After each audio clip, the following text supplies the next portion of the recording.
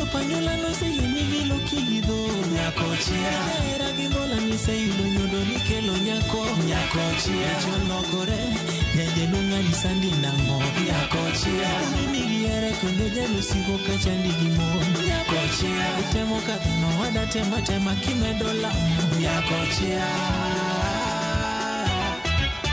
Nyakochia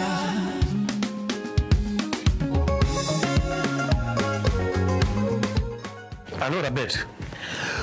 Beda je dum mudu wa Europe ne dwani ne ndaka mi ya mayo na kasani poke. Yo ndi ko dinari la those. Iri ko ndi ko dinari on goro mi fiskas kapukuro mosatiel. Sani po inda kure. Ko ni goro mi fiskas chonto imondo yawa. Tupo nje bukati hot. Mama yo kuro wati na de hamara la those. Amera jibu ni punctual ndi ko ndi sa par gare gunus. Tena par gare gunus. Oktimere ka kamano da inyalo so masira mara bet. Kasri. Kasri.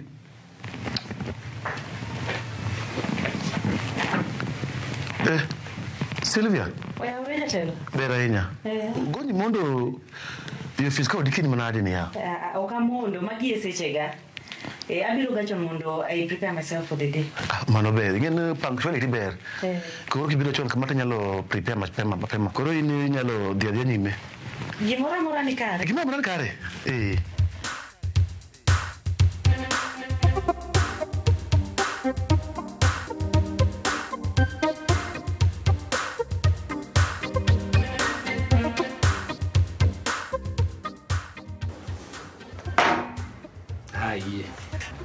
Ayie ni nyalo luok ng'ato.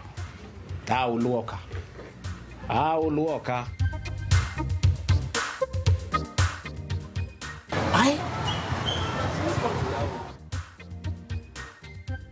Eko salali yao. No. Enka. To yawa girucho nyingi sako yao. Itimo rebranding yao. Hey. Nini wewe? Si utanifunjia geti? Nikusaidia aje? Mkubwa, hii jina ya sako walitoa kwani wanafanya nini? Walikuwa. Unfortunately, kila mtu kwa hiyo ofisi alitoroka kwa sababu kulikuwa na kesi za wizi. Sawa? Unajaribu kusema nini? Unajaribu kusema hii sako yetu yenye ilikuwa hapa haiko tena? My friend, unajua watu wengi wamekuja hapa wakilalamika tu kama wewe. In fact hata polisi walirudi wakapata vitu zenye zilikuwa zimepaki kwa ofisi wakachukua sote. Na pesa yetu? Pole sana mzee. Bwana pesa yetu iko hapa. Mimi si mzee, usiniite mzee. Okay, pole mzee. Umesema nisikuite mzee, nikuite nani? Mimi ni Tablo Wenga bwana. Niko na over 2 million hapa kwa hii sako yenu. Unataka kusema pesa yetu imeenda wapi? Tabule, pole sana. Wamefanyia hivyo watu wengi sana. Lakini wacha tuweke maombi, tusikilie imani, tuombe watakamatwe. Bwana tupe pesa yetu. Tupe pesa yangu. Wewe mzee. Toa chinga hapa. Hebu fungua hapa. Tatoka na kipuko nitakutandika kama mtoto wa kiasi wapi. Wewe toka hapa bwana. Toka hapa. Yenu puonja Nairobi. Lakini the first step to healing is acceptance. I accept. Tablo Wenga, I accept ninoluwaka upuonja Nairobi. Ye baba. Aisuru. Nyathi be inyuolo to tho. Hapenji. Yani ang'omi ok na sense ni jogi nyalo bedo con men. But I accept. Lakini it is a lesson. Mauyo nyalo wilgo kata matin. In fact, adhi ndiko book.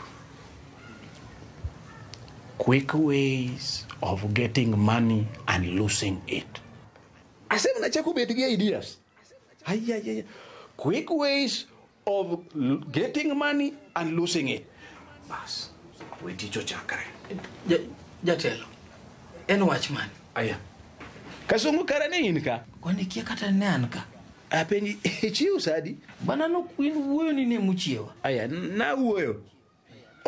Na wuoyo. Bana gimore machando wiya.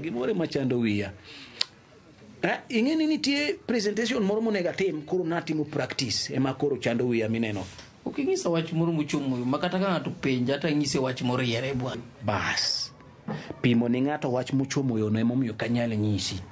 Nikech idhi penji tidhi nyisogi in dhogi lew ga. In dhogi lew ka ngamo chamo kuon ga pilo. Bana udo wenga kochopo kanyo ni kore na yany. Ni dhoga lew. Ana penji mana kusiepni to kochopo ni na yany ni dhoga lew. To werigo wad. Iwinjo siepna, werigi wachno kabisa. Sama koro ngao dwani iwuo, I will tell you. Sawa. But for now, thank you please. Yes, come in. Odi. Karibu. Silvia. Hey. Gede nadi? Ati mabe. Inobe. Mabe. Isecho boga. Asechopo. Yate no beni chika. Ntie. Be. Longi wanchalna. Mabe. Okay. Perfect. Jate. Kwa tulichi kama na ngoyao. Uka othun contract ngora petu mi contract amkata kiati chiao. In fact, wane mo mia biro neni ka. Vivian. One is it.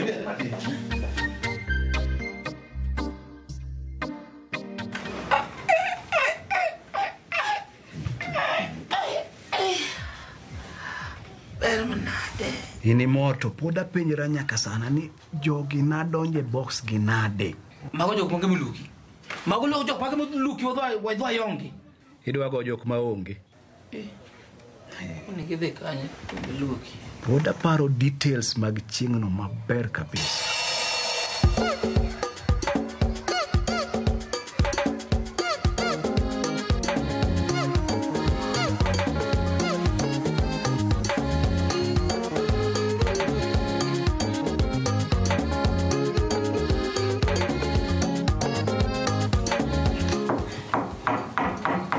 Karibu.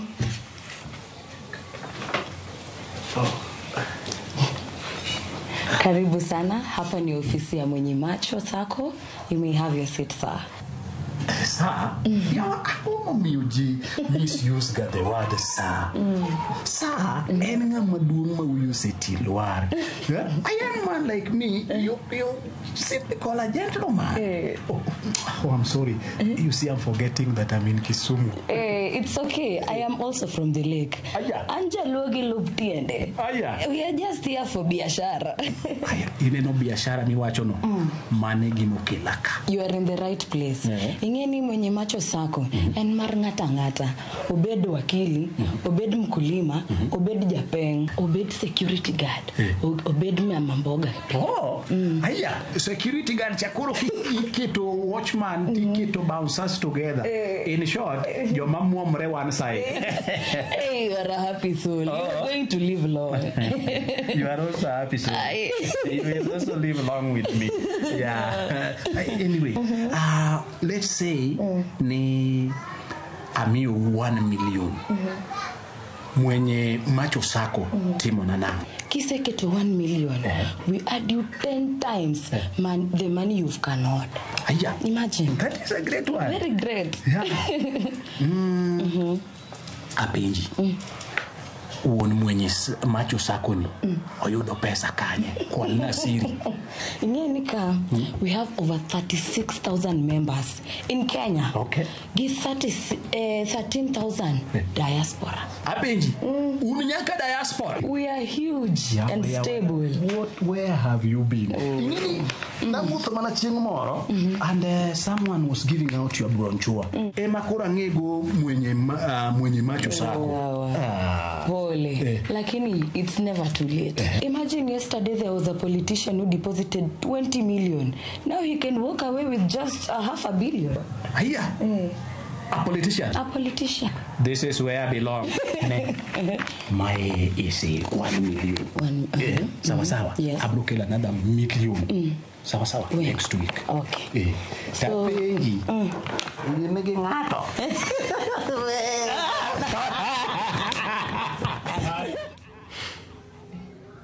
Bana, mana gimana kale?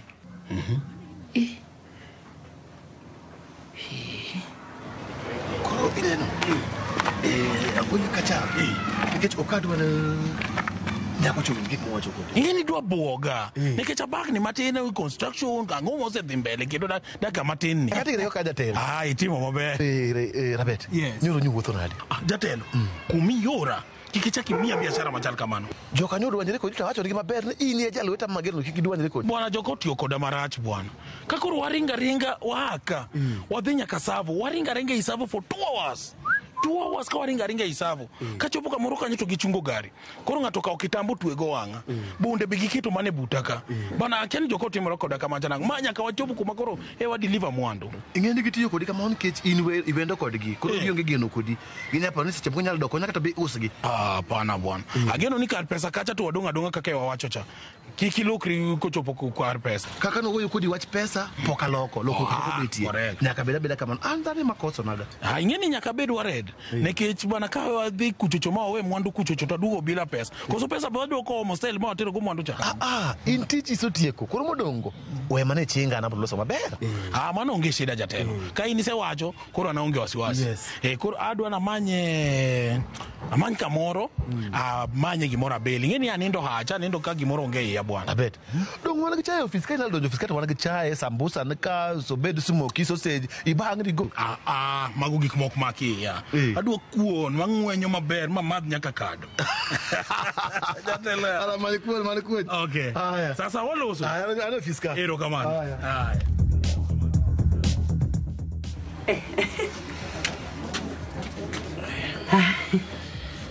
Good morning, sir. My husband. Welcome. Breakfast in bed. Yani breakfast kiwuok e kitanda. Thank you very much, Nyakochia. You're such an amazing woman. Welcome, Ed. Chai is liet pa. Iwacho ni chai liet pa? Yes. Ay, nyalo bete sumbe liet pa e chai no. Ay, yawa won Sylvia. Okanya keto ni sum my baby. To an baby ni nade to in mitemo sabotaja. Katemo kata na loso financial program budget madhi olia. To in mitemo genga. Ibinjo. Abro oro ni pesa 2K abo oro. Dong mano mar chulo rented ma atiyo madak godo kae. Donge? Now you are talking. In fact, pesa nadwa ni ore Simba right away. Simba away office, tadwa ni kadonje office to message maromoko. Welcome Ed, sir, baby. Lakini ineno gima timore Simba ema kia na kitu kanye. Asetemo manye to kayude. Aparo ni en silented. Lakini abro manye bedroom abro oro ni pesa. Okay, Nyakochia. You can now serve me. Thank you.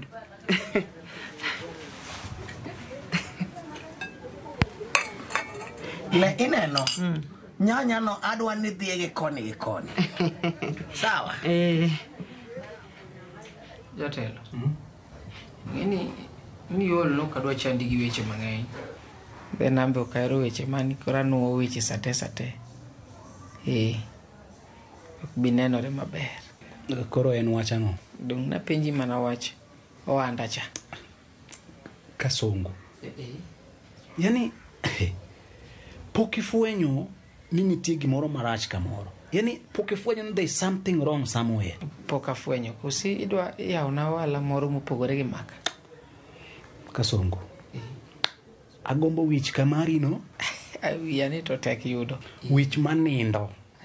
Wich mok dew. Wich makia kata ka gimoro rach. Wich mok ba. Kasongo. Gimoro rach. Kasongo wenye machono. Sako mar mwenye machono. Nolal gi pesa na. Mane gima timre. Tek manade yao. Makuro kata mana chayo kwa bimadho. Kasongo. Anaparo gik maserious tini paro wachai donge. Kasongo assume na onge ngimani. Kasongo assume ne kiaya. Live your life weri koda. Anukuro tek manade. Makuro idhi duoka hotel yao. Koto hotel to ndhino chiemo ndhine. Ibro chako biashara to okma. Nyakochia.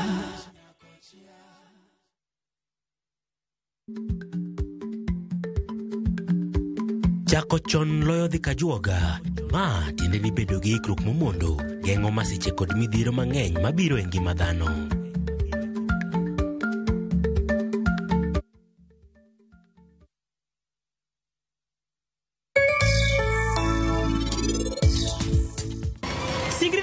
adier.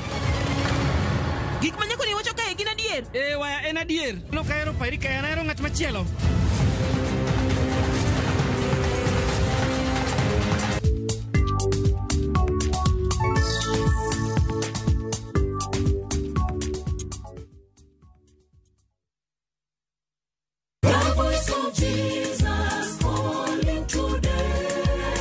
Wabed jomaler ngimawa, ka warito ler mar pachwa, timbewa kod winjruok gi Nyasaye. You can see, you can paint. Ka wadhialo dwe mar Pathfinders, waiko ni nyasi makende sabato ka sabato. Oh, we are the Pathfinders strong.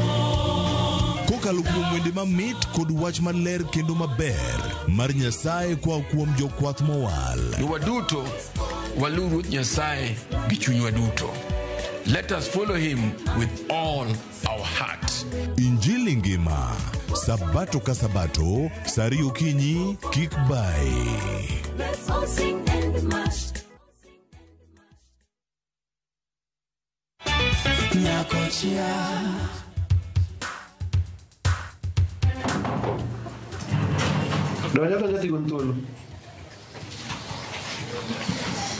Amosi jatelo. Bere nya Silvia. Jatelo wan gi kwayo moro. Nitie simu moro mayudo minwa nigi emergency. Koro akwayo kinya miya thuolo mondo adhi ane gima timore mondo ane kaka nyakonyo. Ng'ano mogochoni? Adhi semo gochona. To dishi magin kono dakitiek gi sim, dakigoni gi sim mondo winjre. Jatelo ng'eni ber ka dhi mondo adhi access mondo kanyalo delegate ta delegate kasa duoga. To koro tich kati wen ng'ano? Ok bokaw dakika mang'eny jatelo. Idhi kaw seche marom nadi kuro? 30 minutes to 1 hour kama.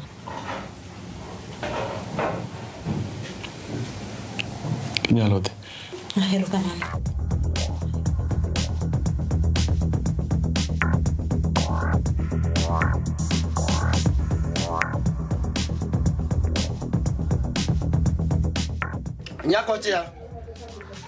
Nyakochia. Yes, sir baby. Nyakochia penja setieko gima atimo ka. Ginene simo me dhi kelo opok kelo. Podo tama yudo. Uye muwil kama keti. Do you know what? Old age is catching up with you very fast. You are turning to be a fossil. Accept and move on. Taireno? Yawa. Pesa noko kimea to kikwarom anywhere. Yawa, won Silvia. Koro min odi me threatening kamano. Don't mix business with pleasure. Pesa no nyakimea. Tokota amato. Simple. You vacate these premises. Won Silvia pesa na biro manyoni. Abro yudo. Ne, kawuono kiduogo godhiambo donge ibikel na gimoro mamit. Ne pongi tiek gope mayin goko kikelo ni gipa mate. Yes, sir baby. Good day. Good day. Good day. Sir baby.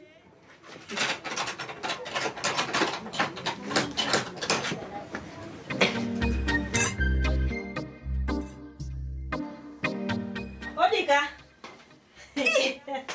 Silvia. Hey. Mano lady. Hey. Aneno ka dress oromi official. Hey, wachini mami. Nadi mama. Ani maber mana hii. Antie. Ilo yago? An kare. Hey. Un kare. Hey, wanyagre wala gi tich. Mama mwani kanye. Mwade wok matin. Oh. Hey, nidwa. Nidwa nene. Toki kone simu. Anadwa ni mwana nene physically. Amano ber. Samong ang no duoge makia ingeni Nyakochia be ongere oko kae. Mako chako loso gi ji. Anyisi ni Nyakochia nyalo loso nyaka godhiambo. Lakini mimi nyalo nyisa, anyalo konyi gi pari kata adek kama. Okay. Wanjibe. An gi wach moro ma sensitive. En wach mane? Nyam paro time mana bedo abducted cha. Emano. Jafombo gi keyo. Nyon frame. Mos. Ya, ibuoge. Koro. Ngana neno. Inene kanye. Dongi office. Obiro tima ngoe office. Obiro neno mood. Ong'e jatelo. Mane duche manene. Ingeni na step out matin. Koro kaduogo. Tayudo gi parking lot ka giwuoyo. To kaka ne giwuoyo gichal jomong'ere. Joma osebedo joma get along. To be nyiso jatelo wachno. Idonga nyisi. Jatelo iyo wang koda nyisa ni anyalo bedo sued for defamation.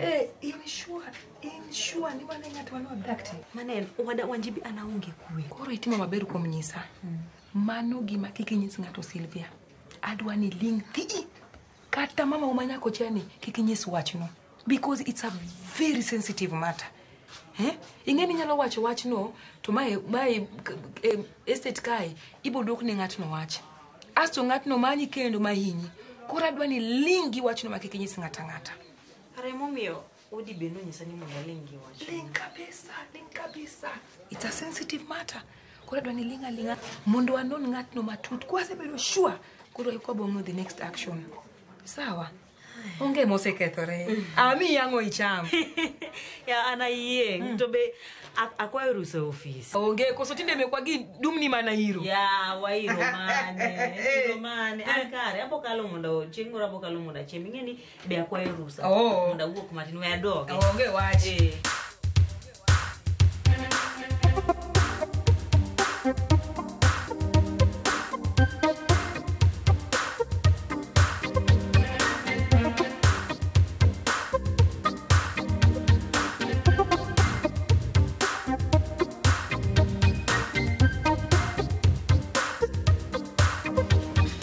Hello. Jabungu. Inade wodluo. Weche koro dwa muomo wajadha. Ingene nyako matiyo nani nyako Sylvia. Podo tich mana gwas chande. Oyo bedu maromo. Oki office kada. Wanyalo romo kanyo. Oyo bedu maromo mondo walosa wachni dichiel kabisa mondo rum. Aya. Sawa.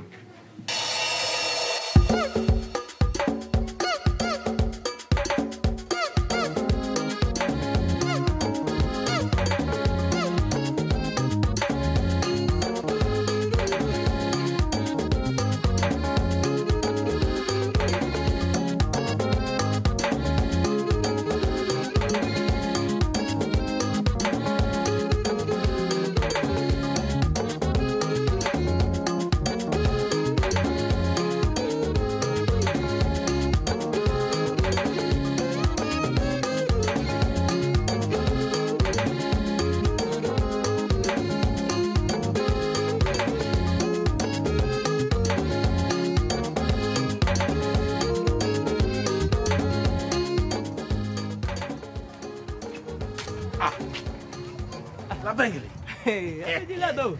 Chal nade Jobe? Ade baba, nya wacho. Ituti gi kaje ya. Awuok e office koni. Koro ya riera matin ang'ichwelo kama awacho na kale ka mosie matin. Ngeni pok wanenore chakre ubed gi confrontation gi wuon paru. Mago ang'iyo go yawa. Mago onge weche mang'eny. Okay. To nutieko nang'o? Otieko nang'o ya wala dos. Ani ng'e no nyisa ni kapo ni chulo pesa no tamata chaka fundo. Man sani asichako fundo gik manie bokitanda. La dengele yawa. Nase nyisi ni ineno ng'ani weri ki ng'ano kabisa. Consider my proposal. Wadogre kata kaka ni chon. Nekech ineno ng'ani onge kuma dhi tergie. Ng'ani dhi tiang'o ni gik moko maricho in front here. Ng'ani dhi timo time madongo mapok adwaro yudo. Ka koro ng'ami dak go e ot. To pod kwayi pes rent e ot kumidake. What kind of a person is that? Ibinjo la those. Joluno wacho ni dak en law ywach. Koro iwinjo. Koro lawno ema dwani koro ilony. Lawno go loke dasta. Anyo ni law manyien. Lawno lony iloke dasta. Adwa nyo ni law manyien. Wachako go work from now henceforth. Hey! This is red card. What is wrong with you? In broad daylight, in front of the public eye. Atima ngoya wa wuon Sylvia machunga e ndara kae madhano kalo te yawa. In mani loro gi HDA or nyarmeja cha ng'ano mogoko. Nyakucha, please don't talk when your husband is talking. Go away, or else I'm being dramatic. Nyakucha, please, can you go to the house now? Wuon Sylvia, ana bire hotel monda los pesa monda chuli. Mane gimokela adhi e ot nade? Hotel lo bone ko beda loro. Nekech hotel no ema chalo ni miyo wi hivuru gi kadong.